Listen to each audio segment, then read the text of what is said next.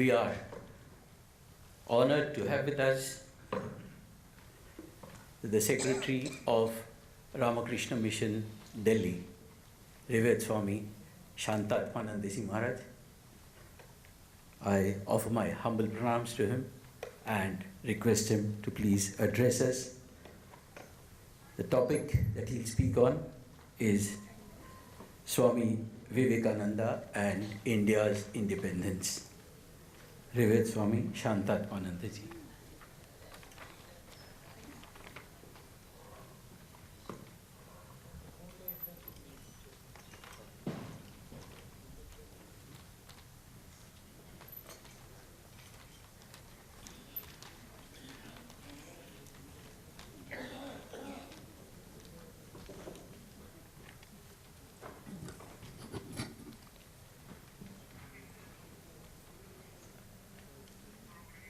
The revered Swamis on the dais.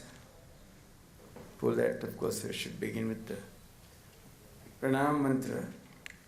Om Stapakaya cha Dharmasya Sarva Dharmasvarupine Avatara Varishtaya Ramakrishnaya Te Namaha Jananim Sharadam Devim Ramakrishnam Jagadgurum Padapadme Tayo Sritva Pranamami Mahormur Namaste Etirajaya Vivekananda Surya Satchitsukha Swarupaya Swamine Tapaharine. Revered monks on the dais, revered monks in the auditorium, and the assembled devotees. It's a wonderful occasion. We are celebrating the Azadi Amrit Mahotsav, 75 years of India's independence, and also the 125 years of Ramakrishna Mission. Of course, there is a wonderful connection between these two great events. We should briefly look at both. Today we are celebrating the freedom of our nation. What exactly is the freedom that we are celebrating? Is it just only the political freedom that we got when the Britishers left our shores? Are we really free, even in that sense? If you really look at the ground realities today, which we also briefly referred to yesterday, the divide between the rich and poor only seems to be increasing day by day. Although we talk about progress, lot of initiatives being taken, lot of things happening everywhere, so we still have a long way to go. Even now, huge population of our country, they live below the poverty line. An unbelievable degree of lack of education, lack of basic necessities of life, and so on and so forth. So I think we really have to look deeply what we have really got by way of freedom, how have we really made use of it, and so on. Still, we really need to understand who are the real architects of this. One of the greatest contributors, perhaps, whose name should come foremost as far as India's independence is concerned, is Swami Vivekananda.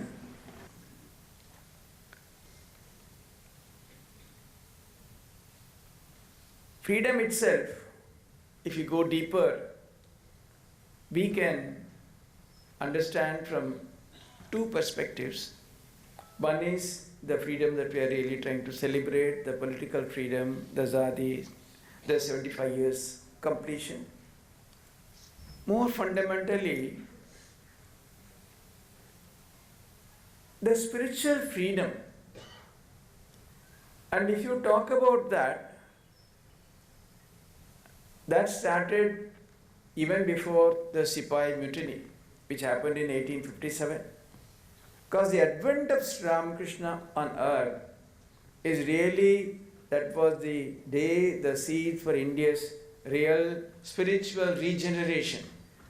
Our really going back to our roots, getting re-established in our spiritual glory. That was the day perhaps the seeds were sown. Because what was the situation in our country at that time? Hinduism was kind of losing its moorings, so to say. A lot of new interpretation was happening. We are going away from our traditional wisdom, the ancient wisdom, the wisdom of the Upanishads and so on. A lot of new interpretations, interpolations were happening. And organizations like Brahma Samaj, of course all of them did contribute in a way. They were really saying that no, all those old ideas have to be cast aside, and they were trying to integrate a lot of Christian ideas into many of our practices and so on and so forth. So really our spiritual freedom, in the sense that our going back to our roots, our really getting re-established in our old glory, that started with the advent of Sri Ramakrishna. And as his principal disciple, as the main messenger or the carrier of his philosophy, his sermons, his upadesha, his teachings, what he really advises, in that sense, Swami Vivekananda also had an extraordinary role in that. So, these two seem to kind of go, in a sense, parallelly, although it started earlier, because Ramakrishna's advent was the first incident in that regard. So of course we'll come back to that. Now looking at the political freedom, after 1857, after the revolt of the Sipais, the Sipai mutiny, things really quietened down, and really not much was happening at all. The Congress party was formed in 1885, but then in the initial 15-20 years they were only busy kind of getting concessions from the British government. Nobody even thought that it's possible to think of freeing oneself from the clutches of the British Raj. It was something unimaginable. Probably Swami Vivekananda's Bharat Parikrama added a wonderful dimension to it, because it worked for both the types of freedoms. And Swamiji toured the length and breadth of India from 1886 to, after Sri Ramakrishna's Mahasamadhi, up to 1892, or till he left for Chicago in May 1893. He toured the length and breadth of our nation. He studied close at hand what was happening. He was deeply disturbed by the poverty, the illiteracy, and the superstition and so on. He was so shocked. A country which was considered as one of the richest nations in the world was languishing in such dire conditions. He was really appalled.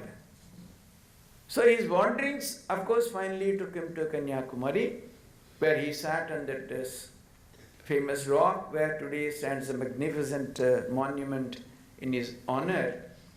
There, of course, as we all know, he didn't even have money to pay the boatman. He swam across those shark-infested waters. And when he sat on that rock and meditated for 3 nights and 3 days and 3 nights, a blueprint was unveiled before him. The future of India, his role in it, how it is to take shape, what's to be done, and so on and so forth. So I think probably he got a comprehensive vision of the restoration of our national pride, restoration of our glory, India getting rid of all this poverty and other issues and so on, and also the extraordinary role which he was to play. So obviously, he was such a mighty personality. One person could really contribute so much. So this led him to the Parliament of Religions in 1893, where really the seats were both, in a sense, were sown. Because on one hand, all along, the Indians were considered as a very, very inferior class of people, illiterate, with lot of superstitions and so on, snake charmers. Mothers would throw their babies to crocodiles and so on. It's a hopeless religion, believing in idolatry. This was the understanding of the Hindu religion and Indians in general. So for the first time when he went to the parliament and took it by storm, as it were, he really captured the imagination of the entire, not only audience, the entire West, so to say. And for the first time people sat up and took notice. Here is someone from a country which was considered so inferior. That was the first time, and really India kind of expressed its Atma Shraddha, self-belief, its extraordinary past glory, what it can give to the entire world, and so on. So that was the first real, the bugles for the battle were blown at that time, so to say, sounded, because then Swamiji clearly set forth the glory of this nation, what all it can do. So on an occasion which was specially designed to propagate America's glory or the glory of the West, its technological growth, its superiority even in terms of religion and so on, here is someone who has come to shake it to its foundations by presenting an entirely different view and a philosophy and a way of life and so on, which are all far, far superior. So I think for the first time, the ripples of his exploits in America were felt in many parts, particularly in India. I think Indians for the first time felt some kind of a tremendous self-confidence. Yes, we can stand up to anybody. We are not pushovers, we are not hopeless people. We have so much to give to the entire world, so to say. We need not learn from others and so on. So probably because many of those, our Swami Nikuleshwaranji will of course talk in detail about those who are inspired by Swamiji, but to mention briefly, Balagangadhar Tilak, for the first time, probably in 1905, he said that Swaraj is our birthright. For the first time he announced, but if you see Balagangadhar Tilak's writings, he speaks so highly of Swami Vivekananda. He says, starting from Shankara and so on, Swami Vivekananda is one person who can come closest to that today, and I am deeply inspired by him.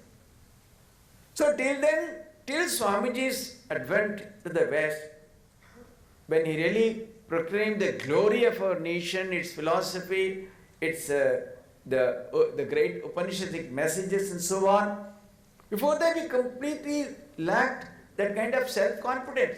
The ability, we never even thought that we can stand up to the British or do anything. We thought that it's all good.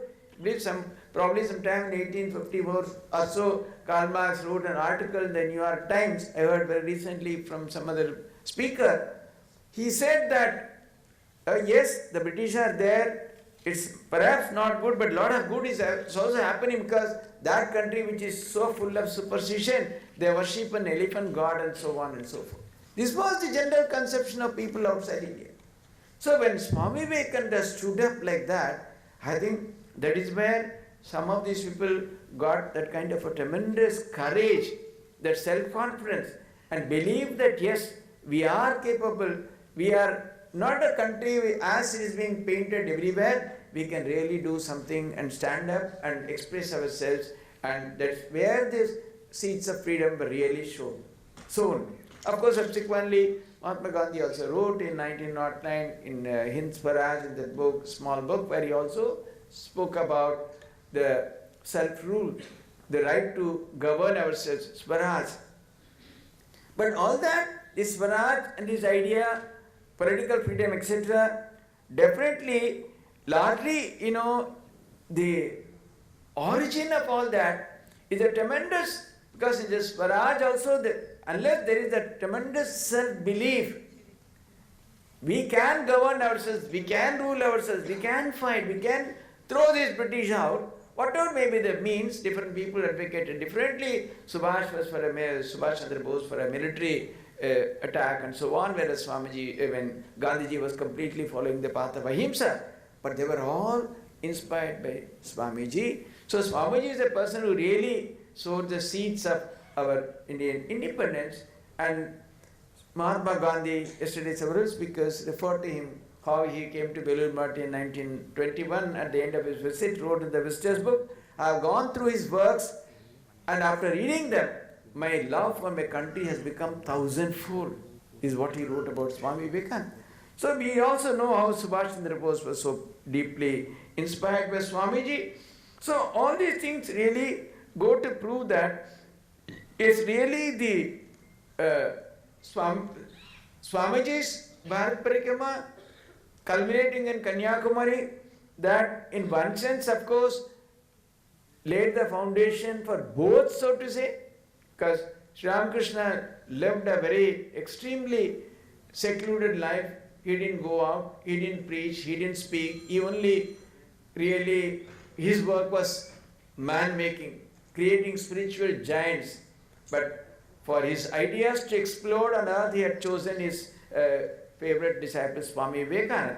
So probably, the Bharat Parikrama, in a way, that was also a beginning for the spiritual regeneration of India. At the same time, Swamiji, in that trip also, he thought of going to America and collecting funds for the Indian work. So subsequently, that is how the story unfolded, how the our freedom fighters were all extraordinarily inspired by Swamiji, and then they took that political freedom movement forward, culminating in India's independence. It's 75th year we are celebrating. But even now, the core issues which Swamiji talked about, are we really free from all that? The type of the poverty and illiteracy and so on which Swamiji talked about then, of course, there are several initiatives, but still we have a long way to go. So probably that's where we have to work also. So regarding the other freedom, that's what Swamiji, after proclaiming his extraordinary message in the Parliament of Religions, so when he came back and established the Ramakrishna mission, which 125th anniversary, the establishment, the 125th anniversary of that we are celebrating. That was for a twin purpose, dual objective, Atmano Mokshartam Jagathitaya, for the welfare, the spiritual evolution of the individual and the welfare of the world. So the other freedom, the real spiritual freedom, the seeds of which were sown with the advent of Sri Ramakrishna on earth, because that's also, to go into that direction, we need to have a spiritual outlook. And also a belief in the Gita which says, whenever there is a glani, eda eda hi dharmasya glani bhavati bharata, and so on. So the advent of a extraordinary personality, an avatara, a Mahapurusha, whatever you might call it. So that was really the beginning. And then he also wanted an instrument, a fit instrument to carry that idea to perfection, to really make it manifest. So that is why Swamiji, when came back, he established the Ramakrishna mission to work for both these types of freedom.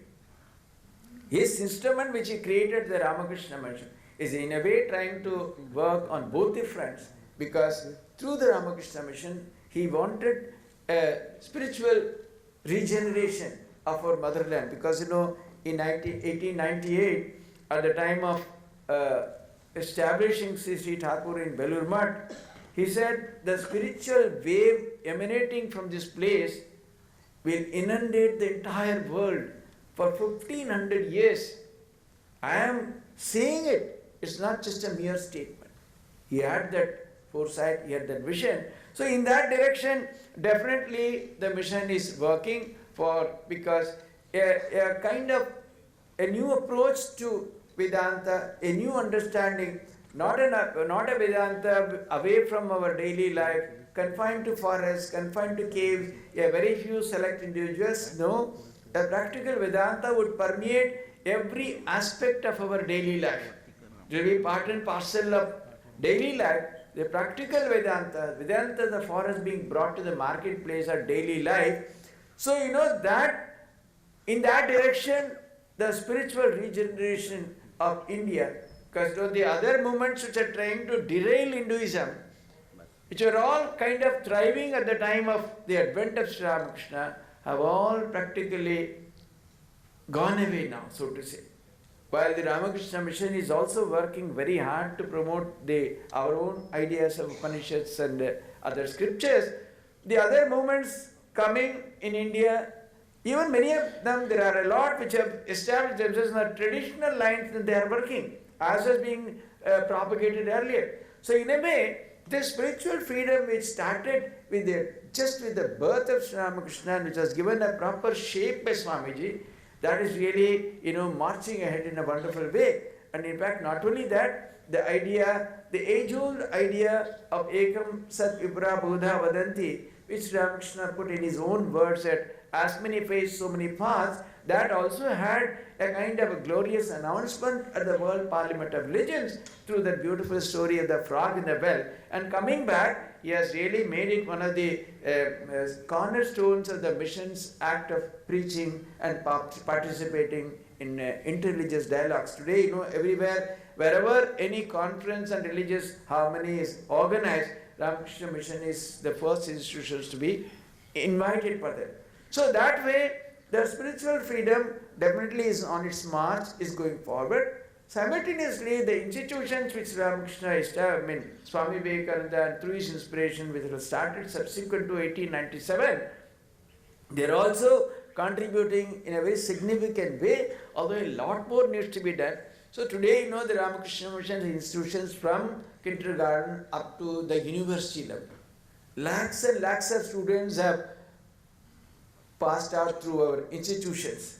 And they not only, because there is also the other aspect in our work, they not only just receive the academic education or the basic education which is necessary for functioning well in the world, they are also given a taste of the other spiritual ideas, and thereby they all become willing participants in the spiritual regeneration or freedom which Swami Vivekananda thought of and which he really worked hard during his lifetime. So that is why, when he came back from 1897 to 1902, he did not so much speak about the political freedom. He said that if you want to be free, this movement I can make it happen. But do you think that you will be able to hold on to it? Do you have the men? First of all, you prepare. That's why he said in the next 50 years, India would become free in 1897. And exactly in 1947 we got the freedom. But he was really preparing a set of followers, not only monks, everywhere he was trying to inspire the countrymen, particularly the youth, really calling upon them towards their duty to motherland. Today we talked elaborately. The world is dying in misery. Can you sleep? This kind of, such stirring words. What he talks about patriot, the conditions that are necessary, and so on. So he was kind of working on both fronts, although not directly for the political freedom, but he was inspiring people silently. But largely, he was addressing the real issues. It's not just that the change of government from one to another. What was really needed was freedom from poverty, illiteracy, and other evils. So for that he was working extensively by addressing the countrymen all over and also inspiring them and placing before them the hard realities, what they should do, what's really harming the country, where are we stuck, and so on. At the same time, the other important freedom, the more important freedom, mainly the spiritual freedom, is working in that direction also, and through the Ramakrishna Mission, through its band of monks. And not only that, that's why he said, my monks, this moment would dive deep into meditation, and the next moment they would go and sell the produce in the market. So that kind of a comprehensive idea of being a monk, that was what Swamiji was looking for. And I think, if you, in that sense, if you say that Swamiji was the architect of both the freedoms, the more essential, more fundamental, the deeper idea of freedom, namely the spiritual freedom, because it was getting caught in the clutches of several other movements which were kind of derailing us and taking us away from the essentials of Hinduism, what it really stood for, a 5,000-year-old religion of extraordinary features. So that was one aspect which really contributed very significantly, and that he again took it forward through that institution called Ramakrishna Mission. At the same time, for the political freedom, he really inspired great leaders, and all of them practically, in fact, during the British Raj, they would always search anyone suspected of participating in any such thing, whether they were having any works of Swami Vivekananda. Many of them were carrying Swamiji's works, Swamiji's words, Swamiji's lectures and so on. So both the freedoms were really inspired by Swamiji, and he is perhaps the greatest architect of India's independence. So on this combined occasion, where the 75th anniversary of India's independence being celebrated, Azadi Amrit Mahotsav, and at the same time the 125 years of the establishment of Ramakrishna Mission, we should remember and pay our homage to this extraordinary personality who took us forward in our march towards freedom on both these paths. Namaskar.